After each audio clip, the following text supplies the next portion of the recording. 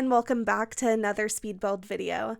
My name's Jess, and today I'm building in Tartosa on a 20 by 15 lot. And today's build, as you can see from the title, is a Moroccan tiny home. And with this build, I will say that I am not an expert when it comes to architecture, and definitely not an expert when it comes to Moroccan architecture. I really did my best to stay true to the images I was finding on Google and Pinterest and some of the research I did in trying to figure out this home, but I would like to issue an apology to the people of Morocco that this is probably not a building you would ever see in Morocco, but hopefully I was able to get some of the ideas and shapes and elements that you would see in a Moroccan style house. So I really love how this turned out, and one of the things I love about it are these trellises. And of course I wanted to kind of pay homage to all the really beautiful geometric shapes that I was seeing in all the builds, so I couldn't just do a normal trellis. So I did this kind of diamond shape, and I think it just looks cool, and I really liked it. So you can see, though, the shape is really coming together for the build.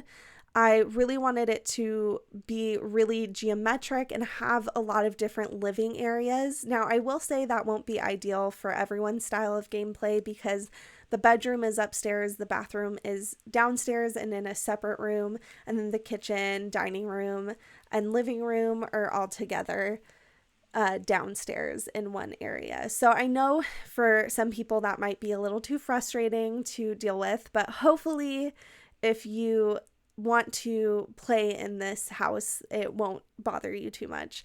I really love the look of it, and I think sometimes you have to give up some functionality to have a really beautiful build.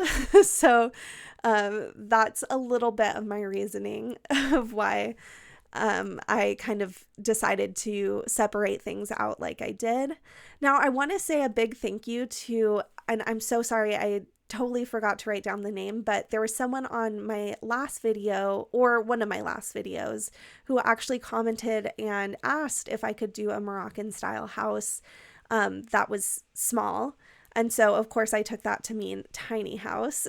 So I did have to make this register as a tier 3, I think, tiny house. It's either tier 3 or tier 1 tiny house. So it is 100 tiles in game. So you do get some of those perks of having a tiny home.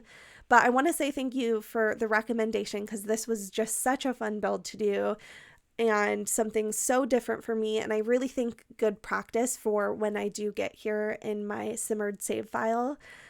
Because I definitely was a little worried about Tartosa, but obviously it's not totally a Moroccan world. But it kind of puts me in that area of the world and gets me thinking about different kind of styles of building. Because I will say this wasn't the easiest for me to build, because I feel like for everyone, the easiest build is what you see growing up. And for me, that's like suburban houses. I've always grown up in like a neighborhood, cul-de-sac kind of vibe. So this is so different from what I'm used to. But it was so much fun to do and such a great suggestion, and hopefully I was able to get a build that will work for your gameplay, what you were hoping for.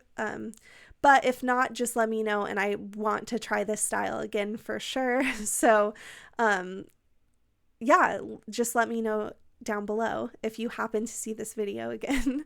But so this area, this little walkway area, I figured would be perfect to have some yoga mats down there.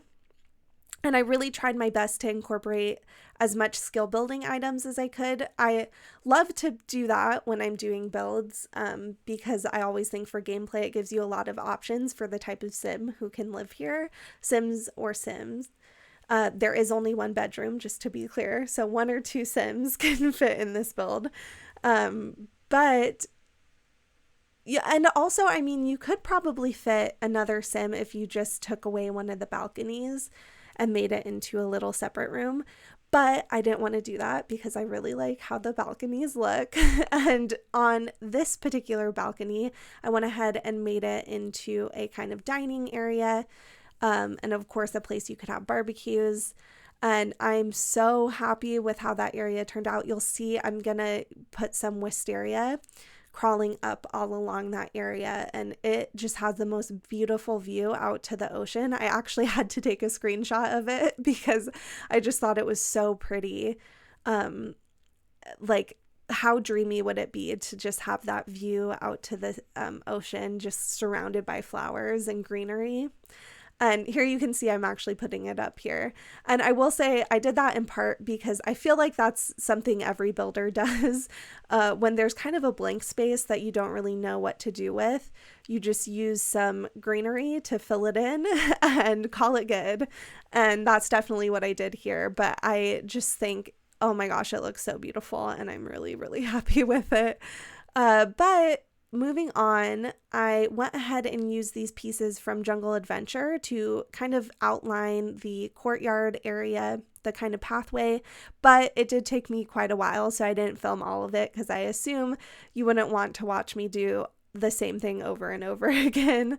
But I just love how it divides the space between the exterior of between the courtyard and then the landscaping itself with all the different plants. So I also was able to use this gorgeous ivy piece from my wedding stories. So a lot of the landscaping objects I'm using are from Live Edit and from my wedding stories. So you might not recognize all of them because they're not the most common in the game, but they are so beautiful. And so I found a couple items that I was really, really excited to use, and you'll see that in just a second. But one thing I wanted to do was add in some of the hydrangea bushes because there was some in the landscaping around to add a little pop of color. And then I wanted to add in the little lavender bush or lavender bushel, I guess, because I thought it matched in with the wisteria really nicely. So I tried to bring all those colors throughout, and I think it turned out really, really nice. And it was nice because lately I've been doing some pretty complicated landscaping, but for this, like, there was only a couple different plants I actually used, which was kind of a nice break for me. But the big star of the landscaping show, I guess you could say, is the next part that I'm working on right here. This is actually a vineyard, and we have in my wedding stories Live Edit a grape bush that and some different items to make it look like, well, you'll see them in just a second, to make it look like the grapevines or grapevines are all connected and growing up on the little wires there. And it just looks so realistic and, well, as realistic as The Sims 4 looks, and so nice. And I just can't believe in this tiny build I was able to fit in a vineyard. Like, that's so crazy to me. It definitely makes me think how intimidating it would be to do this style of build on a, like, even just 30 by 20. You can pack in so much that, yeah, I think it would get pretty overwhelming. So, like, cheers to anyone who has been able to do that kind of build and do it in such a big, massive scale. I'm amazed by you. I would love to be you one day. And as I'm going through the simmered save file, I'll eventually get to it where I'll have to do a big build. I definitely am a tiny house person, and I really prefer building tiny houses. And it is mostly because it's just so nice to be able to see your vision come together more quickly. And it's harder to just, like, stick in there when you don't know what to do for some of those bigger builds. I'm so amazed by some people who just do these massive, like, castle type builds. I just saw somebody did Howl's Moving Castle. If you are curious, it's Sim Scrolls. But it's unbelievable to me. I just couldn't. That level of detail, amazing stuff. So there's amazing Sims builders out there who can tackle these massive builds, and maybe one day I'll be able to do that as well. But I'm really happy now just doing my tiny homes and enjoying just building in this tiny scale, and also having the little bit of challenge of trying to fit things in 100 tiles or less, which is always a lot of fun. But you can see we finished up with the exterior and moving on to the interior. we are working on the bedroom, and I will say, for all the amazing swatches we had for this tile from Courtyard Oasis, I went with black and white, which wasn't the most fun. And of course, with Moroccan style, like you do see a lot of color. So, but I just was so drawn to that tile, I had to use it. And so it kind of informed all my color choices. So this is kind of a more muted tone build, but I'm really happy with how it came together, and hopefully you do enjoy it and can forgive the kind of lack of color.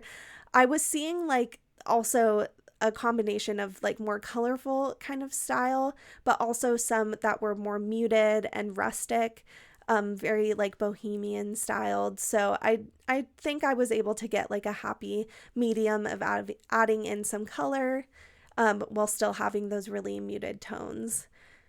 And I was able to do that a lot with Jungle Adventure. So thank you, Jungle Adventure. You came in handy, especially for this kitchen, which I think is entirely Jungle Adventure at this point.